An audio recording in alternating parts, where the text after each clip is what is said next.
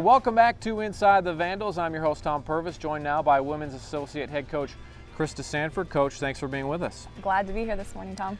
Well, it started out obviously a two-game split for you guys at home, and let's start out with Sacramento State. Obviously a tough loss there. They come in with one of the craziest styles you'll ever see in Division I basketball.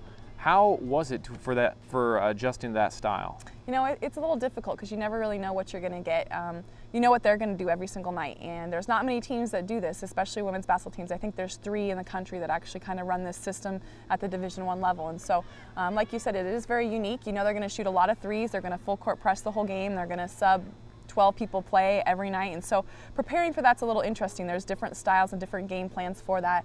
I thought our girls were focused, you know, in practice going into Thursday night and kind of knew what we wanted, and then when we got into the game, we maybe didn't execute some of the things that we wanted as well as we thought and as well as we had practiced during the week. But yeah, it's a crazy style. It's working right now. They go up and beat Eastern on Saturday, and so, you know, right now I believe they're 5-1 in conference and doing really well. And in that game, it seemed like every time they needed a shot to respond to a run by you guys, they hit it. Did it seem like that to you guys coming in? It didn't seem like they were shooting the ball that well. No, they had a great weekend on the road for sure. You know, they averaged 12.7 threes made a game, and they hit 18 against us. And, you know, yeah, we were in a zone, but, you know, guarding the man is almost just as difficult because the matchups are hard because there's so many new players in and out every minute that, you know, it's hard to match up, and it's hard when they shoot a lot more threes in transition, you know, if you're matched up man to man. So, you know, it's tough when a team's hot like that and making shots, and you could tell that they were all on fire and they were feeling the hoop was big, and then we're struggling to try to stay in the game and try to, you know, use our momentum and our shifts when we could. So we told the girls before the game, it's going to be a game of runs. This is what this style does. They're going to make some threes. They're going to go on a few runs, but it's how we respond. And I think next time we'll be a little bit better about responding after they hit a three or responding after they've gone on a, you know, 4-0 run or something like that. So obviously after a game like that, a tough loss, and at that point you guys are sitting at 1-3. You know, 3 losses when you only had 1 last year. What was the mood after the game, and what did you guys say? Yeah, it was pretty somber. I think going in, you know, especially Friday, you know, our GA came in and said, you know, the girls are kind of down, and to be expected, you know, for those juniors, for Allie, Christina, Connie, all they know is winning. You know, really, Stacey and Maren are the only 2 that have gone through some adversity in their career. You know, and then the sophomores this year, Brooke and Carly, they only know winning. You know, and so we had a good talk. You know, we watched some film on Friday to get ready for SAC, and then when we got down here on the floor, John kind of gave him a little pep talk. You know, who cares? We got to win the conference tournament. That's what it's all about. And at this stage, it's far from over. North Dakota has 2 losses. A lot of teams have 2 losses. And this thing, you know, Eastern at the time was undefeated. Now they have a loss. So we're right behind everybody in the race. Really, you know, it's going to be making that conference tournament and then, you know, winning that thing and winning it in 3 games. Got to mention Brooke Riley, career high 27 in that game. Is that the best you guys have seen her since coming back from the injury? Yeah, for sure. I mean, she's been real focused. She's been knocking a lot of shots down in practice, and I'm kind of surprised that she didn't make a few more buckets, you know, at Weber and Idaho State, because she had a great week going in there too. But you know, you could just tell she kind of had her game face on, and she had confidence, and she knew she was going to get layups and get great looks, and that's what we told all our girls. Get Sac State, you're going to get wide open looks. Just knock them down. So she knew she'd have time to have her feet set, and I think that just, you know, opened up a huge window for her. And, you know, a lot of things that she does is bringing her athleticism and getting offensive rebounds and doing some other things kind of gets her in the flow of the game. And she did a great job this last weekend for us of doing that. Well, as the often oversaid adage goes, winning fixes everything. You guys followed up by beating Portland State. How important was just getting a win?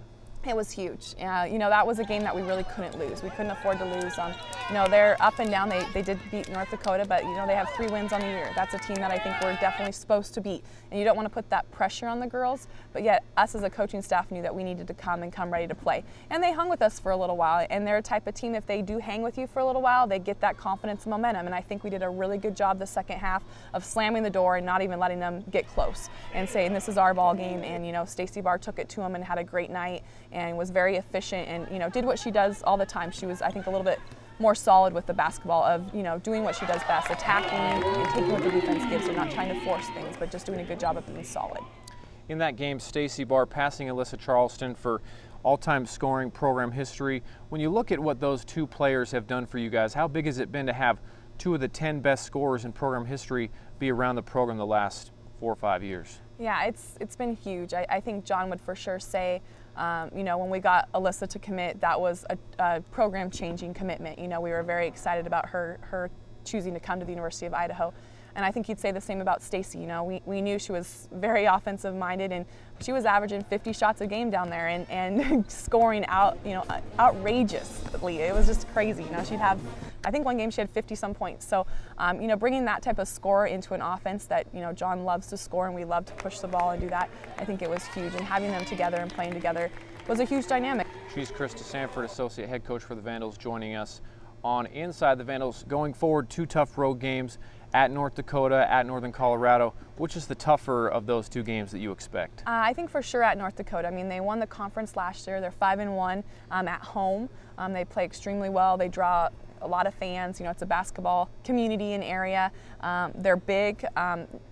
Both games are going to be tough. You know, on the road it's always hard, and so we need to just bring it both nights and show up. It'd be great to go and get a sweep on this road trip for sure, and kind of move us back up into the standings and even things out among the conference for sure. So, but I think North Dakota is going to be the toughest challenge. Northern Colorado's playing great. I mean, they had a pretty good battle going on Saturday between the 2 of them. So I think we just have to be ready to share the basketball and play our game and kind of play like we did on Saturday, play together as a team. But overall for you in the Big Sky, what's it like? I mean, obviously you played in the Big Sky, you coached in the Big Sky.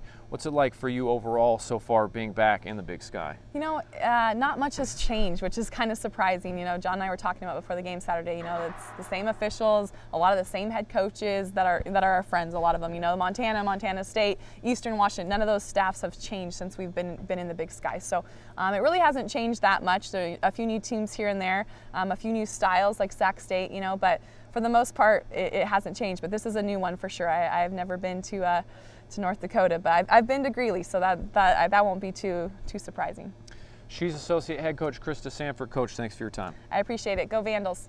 That'll do it for this week's edition of Inside the Vandals. Make sure to like us on Facebook, follow us on Twitter. Make sure to tune in next week as we look back on North Dakota and Northern Colorado. See you then.